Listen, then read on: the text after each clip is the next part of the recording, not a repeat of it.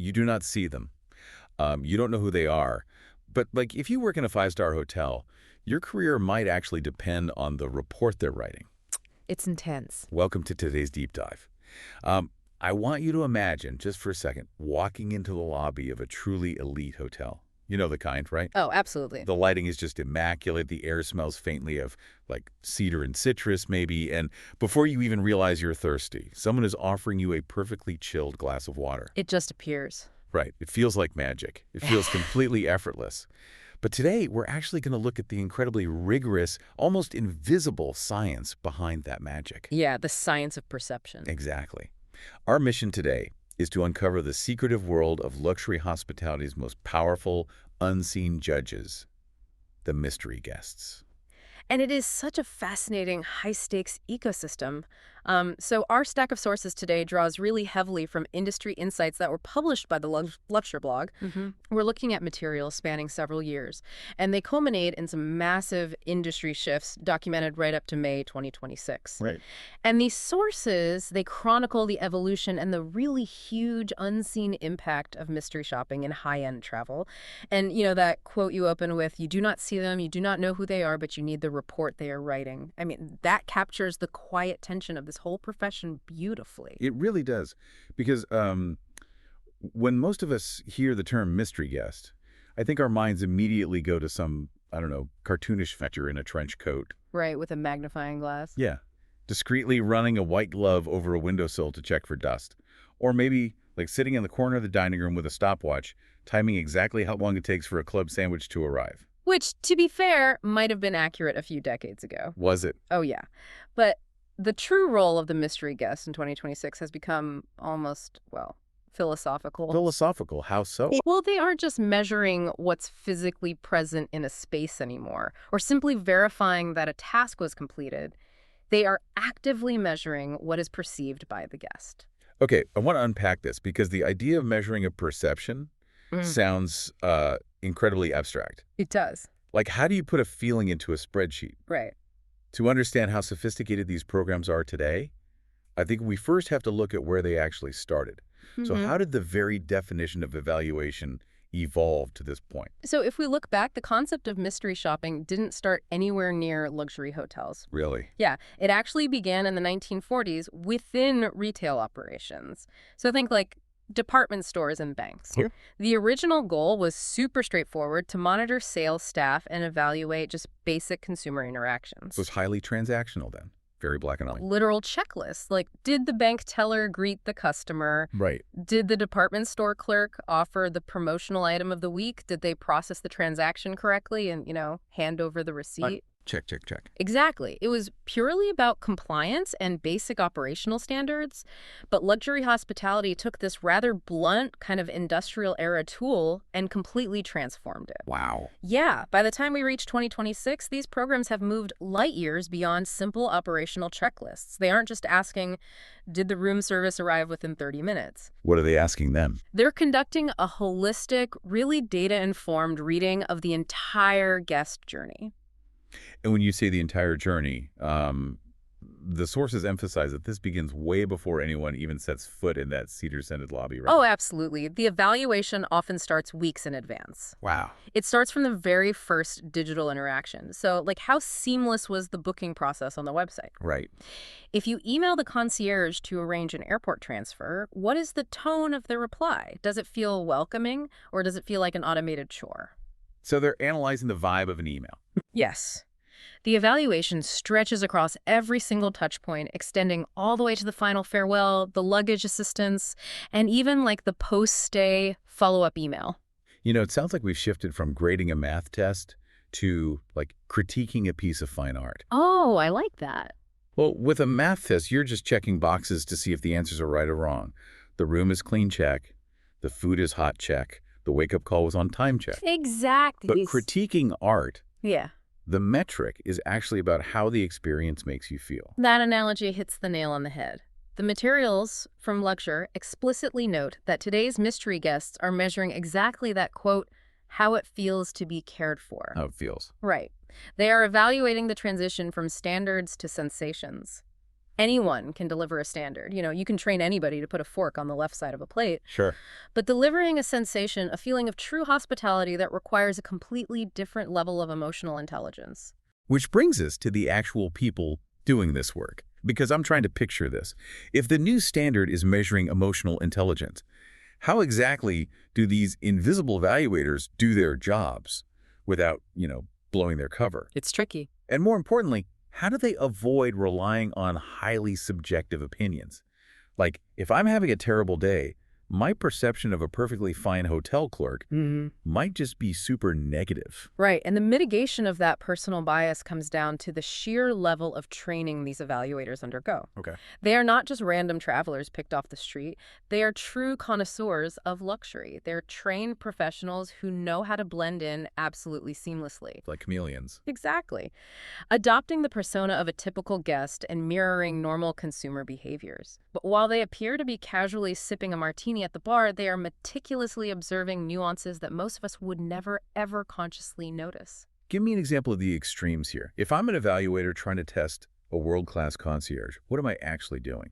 Okay, so they might intentionally introduce friction just to see how the system handles it. Oh, wow. An evaluator might drop a napkin or literally spill a glass of water just to measure the situational awareness and reaction time of the dining room staff. That's kind of devious. It is. Or, to test a concierge, they might ask for something notoriously difficult, like a dinner reservation at a fully booked, highly exclusive restaurant on a Friday night Right. with specific dietary restrictions. Oh, that's brilliant. They aren't just seeing if the concierge can get the table. They're testing the reaction to the impossible request. Exactly that. They're evaluating the finesse of the interaction. They are listening to the warmth of the greeting. They're paying attention to the tone of a voice, the micro-expressions, the timing of a gesture. Wow. They're specifically trained to spot the difference between a welcome that is merely rehearsed, someone reciting a corporate script, and one that is genuinely intuitive and human. Okay, I have to push back here for a second because there's a flip side to this. If I'm working the front desk at a luxury hotel, and I know that literally anyone walking through those doors could be an invisible judge watching my microexpressions and grading the warmth of my voice, doesn't that just create a massive culture of paranoia? That is a very real concern. Don't interactions actually risk becoming more robotic and emotionally distant? Because the staff is just terrified of making a tiny mistake. Yeah, and the industry is highly aware of it. The sources address this directly. What do they say? When mystery guest programs are handled poorly or used purely as a punitive tool by management to, catch people doing things wrong, constant observation absolutely creates rigidity. It makes sense. Teams begin to just perform for the grade. The interactions might become technically flawless, but they feel emotionally hollow. Right, because they're acting. They're reciting a script to hit the rubric, totally terrified of losing points. But when this evaluation is approached with intention, the outcome is entirely different. It fosters a culture of awareness and pride. Pride over fear. Exactly. The goal of modern mystery shopping isn't a gotcha moment.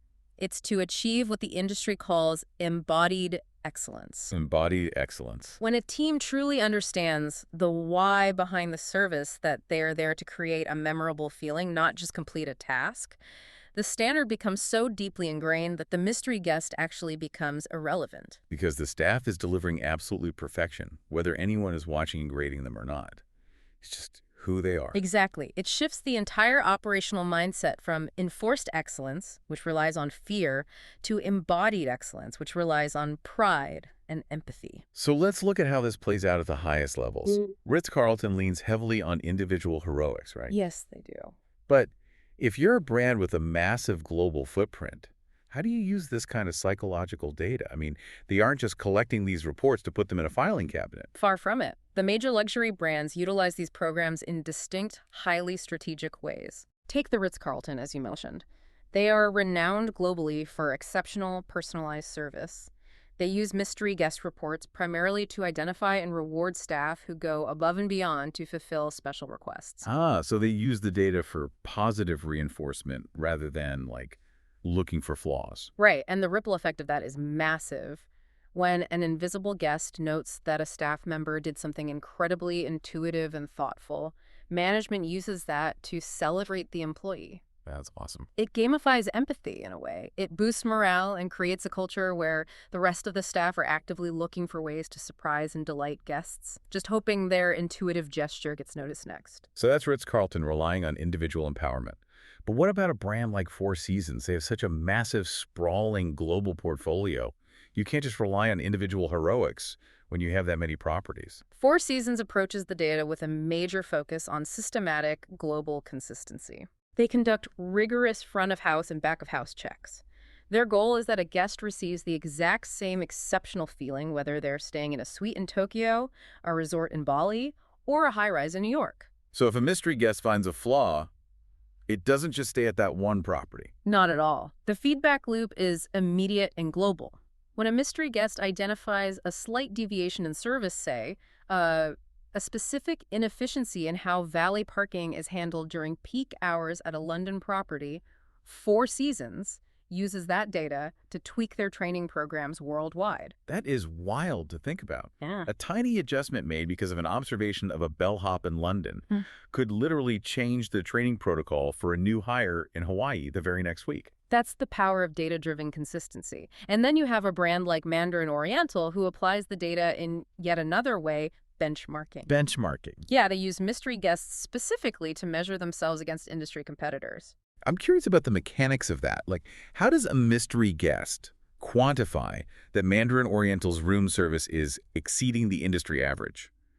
What are the actual metrics they're using to compare a stay there versus the five-star hotel right across the street? They create a highly detailed comparative data matrix. Okay. They aren't just noting if the food was hot, they are measuring the exact minute the tray arrives versus the quoted delivery time. Wow. They're looking at the geometry of the table setup.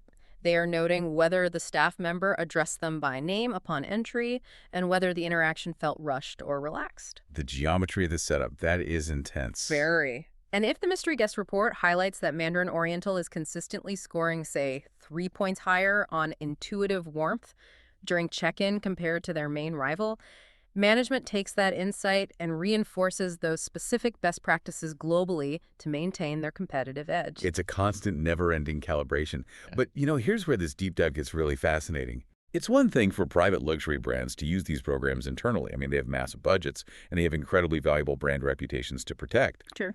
But our sources from the Luxury blog reveal that in 2026, this concept completely broke out of the private sector and started disrupting national tourism standards. Yes. This is perhaps the most significant shift we found in the materials. In 2026, Morocco's Ministry of Tourism launched a groundbreaking initiative. Yeah, tell us about this. They didn't just suggest a new guideline. They are actually rolling out a nationwide mystery guest program across approximately 2,500 establishments. 2,500. That is a massive logistical undertaking. It's completely unprecedented on a national scale. And it's not just aimed at the top-tier international chains in the capital. Who else? This rollout encompasses everything from intimate, independently owned boutique rads hidden deep in the Medinas, all the way to massive, sprawling coastal resorts. Why is this such a big deal for Morocco, though? Aside from the sheer scale of organizing thousands of secret evaluations, what are the stakes here? Well, tourism is an absolute economic lifeblood for Morocco. Right. And they are acutely aware that global travelers have more choices than ever. To stand out, a country can't just offer beautiful scenery. They have to guarantee a world-class experience. Makes sense. So this represents a complete paradigm shift in how a country defines quality. For the first time, a national framework is actively moving away from traditional infrastructure-based ratings. And by infrastructure, you mean the classic star rating stuff? Yeah. Historically, a 5-star rating was basically an architectural checklist. Exactly. Like how big is the swimming pool? Does the room have minibar?